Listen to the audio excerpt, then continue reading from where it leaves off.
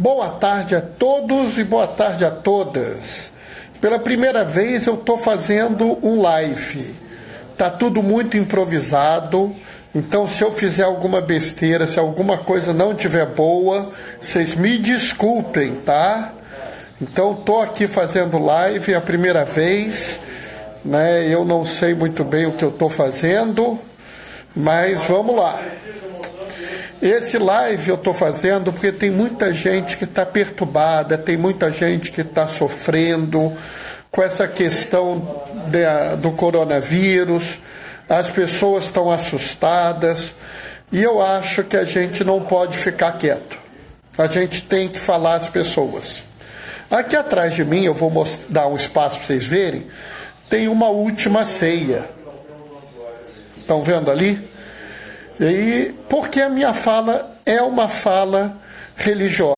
Eu sou um homem religioso, eu sou um católico, eu quero falar para vocês da minha vivência, né? E eu vou fazer o seguinte, eu vou ler o evangelho de hoje, mas eu vou falar sobre as leituras do dia de hoje, falar um pouco de como eu vejo tudo isso. E é claro, né, se vocês quiserem participar, vocês participam. Eu não tenho nenhuma experiência com live, então vocês fazem o que vocês acharem que tá bom, tá? Eu vou deixar me guiar aqui por vocês, tá? Então nós vamos começar lendo o Evangelho, porque o Evangelho de hoje é muito importante para nós. Proclamação do Evangelho de Jesus Cristo segundo João. Naquele tempo, ao passar, Jesus viu um homem cego de nascença e cuspiu no chão, fez lama com a saliva e colocou-a sobre os olhos do cego e disse-lhe: vai lavar-te na piscina de Siloé, que quer dizer enviado. O cego foi, lavou-se e voltou enxergando. Os vizinhos e os que costumavam ver o cego, pois ele era mendigo, diziam: não é aquele que ficava pedindo esmola? Uns diziam: sim, é ele. Outros afirmavam: não é ele, mas é alguém parecido com ele. Ele, porém, dizia: sou eu mesmo. Levaram, então, aos fariseus o homem que tinha sido cego. Ora, era sábado, o dia em que Jesus tinha feito lama e aberto os olhos do cego. Novamente, então, perguntaram os fariseus como tinha recuperado a vista. Respondeu-lhes: colocou lama sobre os meus olhos, fui lavar-me e agora vejo. Disseram, então, alguns fariseus: este homem não vem de Deus, pois não guarda o sábado. Mas outros diziam: como pode um pecador fazer tais sinais? Havia divergência entre eles. Perguntaram outra vez ao cego: e tu, o que dizes daqueles que te abriu o olho? Respondeu: é um profeta. Os fariseus disseram-lhe: tu nascestes todo em pecado e estás nos ensinando, e expulsaram-no da comunidade. Jesus soube que tinha sido expulso. Encontrando-o, perguntou-lhe: acreditas no Filho do Homem? Respondeu ele: Senhor, quem é Senhor, para que eu o creia nele? Jesus lhe disse: tu o estás vendo, é aquele que está falando contigo. Exclamou ele: eu creio, Senhor. E postou-se diante de Jesus. Palavra da salvação. Hoje é o 4º domingo da Quaresma.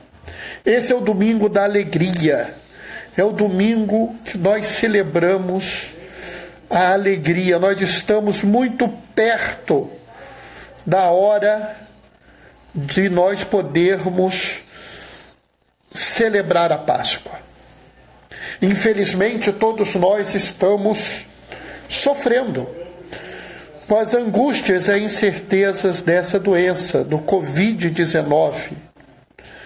E muitas pessoas estão com medo, muitas pessoas estão angustiadas. Eu não quero que a gente fique angustiado. Não vamos nos deixar tomar pelo medo. Nós temos que ser responsáveis, sim. Nós temos que fazer tudo para que essa doença não se propague, porque nós temos compromisso com a vida. Então nós vamos fazer isso. Mas não vamos esquecer a palavra de Deus. Na primeira leitura, Samuel é chamado para colocar outro no lugar de Saul. Saul havia caído em desgraça, mas Deus não abandona o seu povo e pede que venha outro no lugar dele.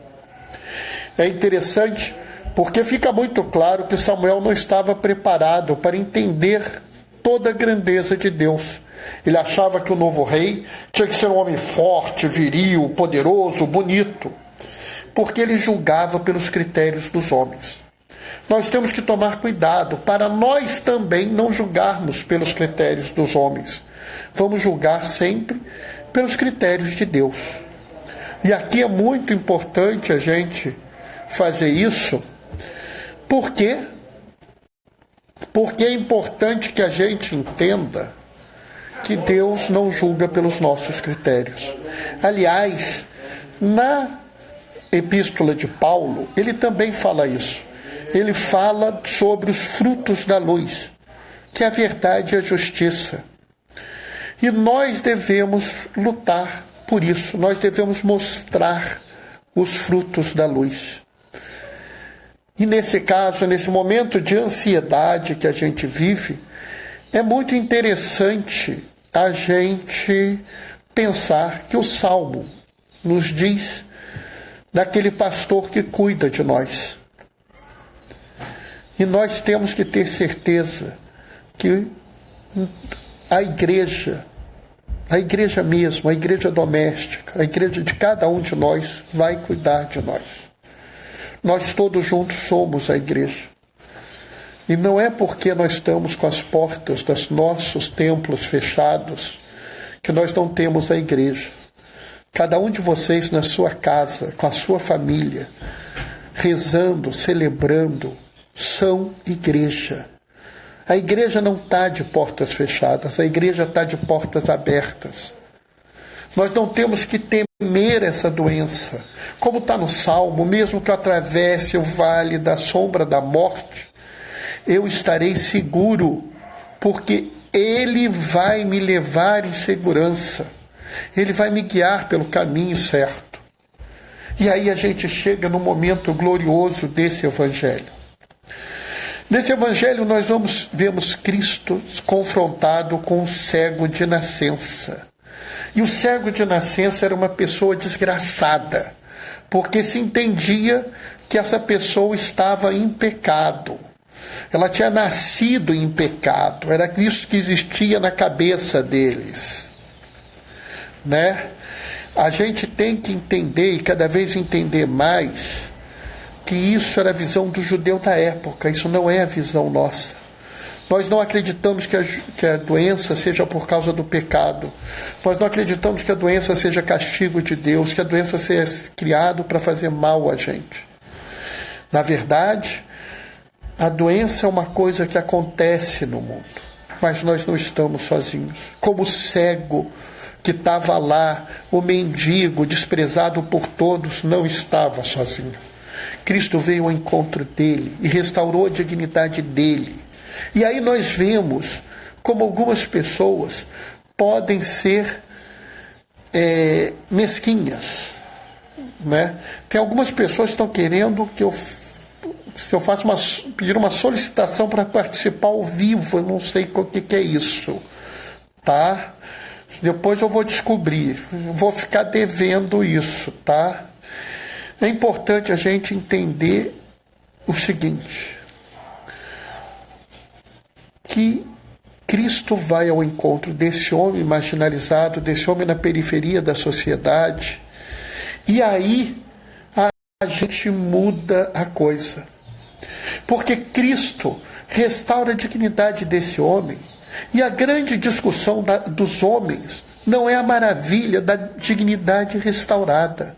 A grande discussão dos homens é se podia ou não podia fazer aquilo no sábado.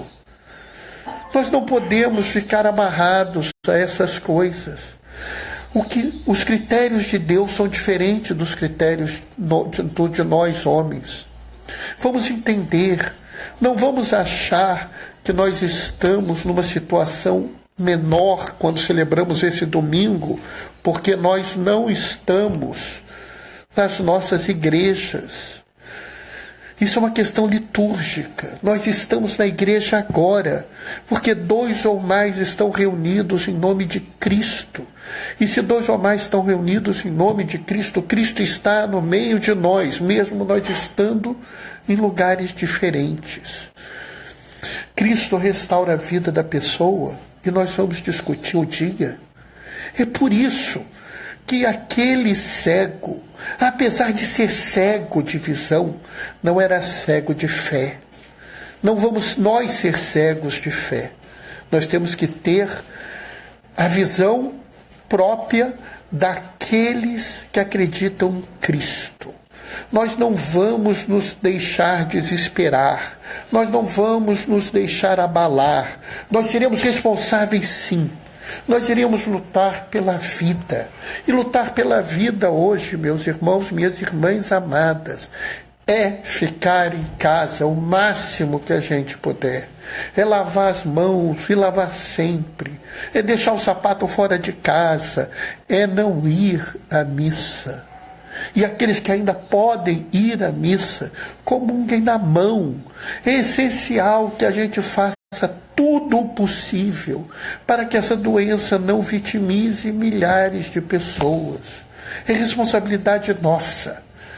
É hora da gente assumir que nos irmãos está Cristo. E vamos então passar esses dias rezando. Primeiro, antes de tudo, e vocês sabem que eu acredito na igreja em saída, mas sair ao mundo hoje é ficar em casa protegendo a vida. Ficar em casa protegendo a vida e ficar em casa rezando por aqueles que têm que sair. Seja que eles têm que sair porque o mundo é injusto e não está preocupado com a vida deles. Seja aquelas pessoas que têm que sair para manter as coisas funcionando, para que as pessoas não morram. Ou seja, existem pessoas hoje que estão pondo a sua vida em risco para que nós possamos ficar a salvo em nossas casas. E vamos nos lembrar também do seguinte: todo o carinho e atenção que Cristo deu àquele mendigo. Nós temos pessoas que hoje não estão nas suas casas se protegendo dessa doença, porque elas não têm casa.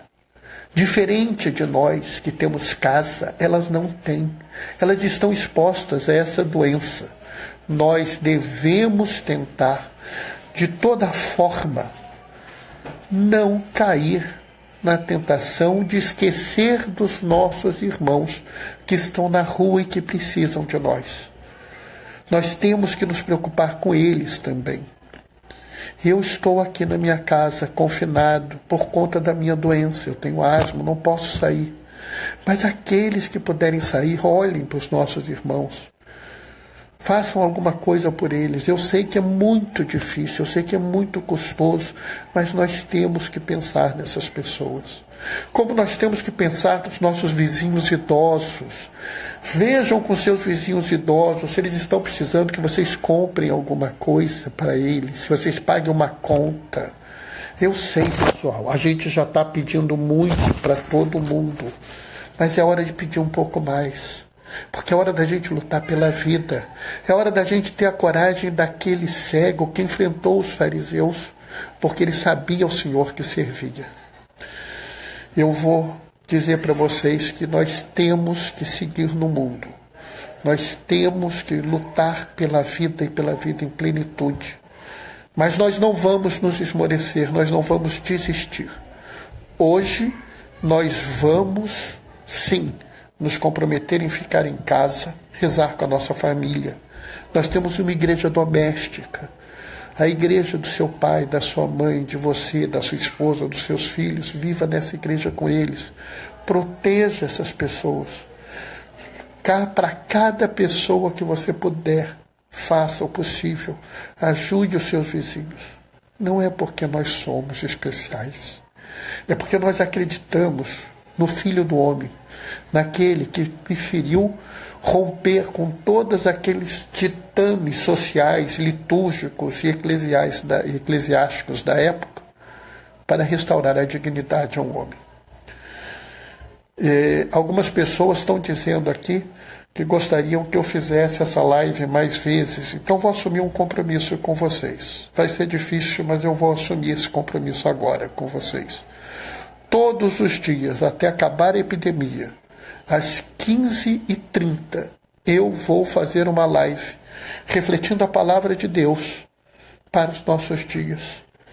Quem quiser me dar a felicidade de participar da live, é só participar, tá? Eu prometo que eu vou ficar um pouco melhor nas lives, eu ainda não sei muito bem como é que faz isso, mas eu vou estar aí, tá? E a todos vocês que tiveram a gentileza de me acompanhar nesses minutos, eu quero deixar-lhes a minha bênção. O Senhor esteja convosco, Ele está no meio de nós. Desça sobre vós e permaneça para sempre a bênção do Deus Todo-Poderoso, que mais mostra o seu perdão,